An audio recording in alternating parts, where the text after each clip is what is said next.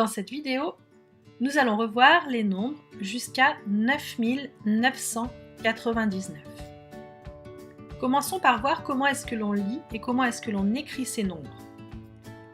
Petit rappel, après la classe des unités vient la classe des milles.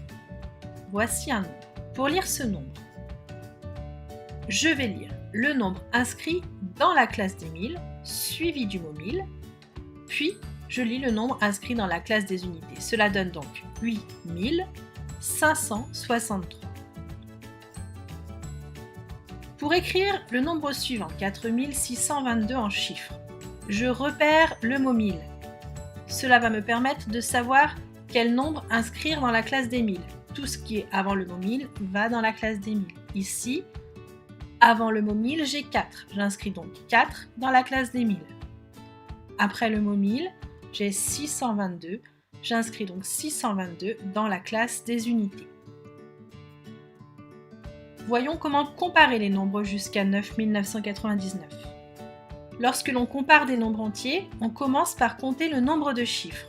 Ainsi, 7865 qui a 4 chiffres est plus grand que 965 qui n'en a que 3.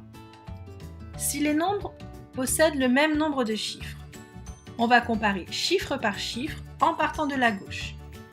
Ici, les deux nombres ont 4 chiffres. Je compare en partant de la gauche. Le premier chiffre de chacun des nombres est un 7.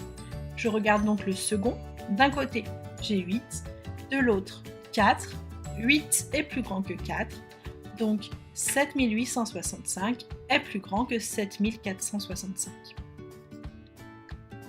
Nous allons voir à présent comment décomposer les nombres jusqu'à 9999. Pour décomposer ces nombres, on observe la valeur de chaque chiffre qui le compose. Je souhaite décomposer 2145.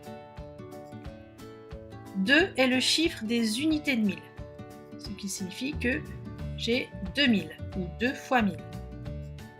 1 est le chiffre des centaines, j'écris donc 100 ou 1 fois 100.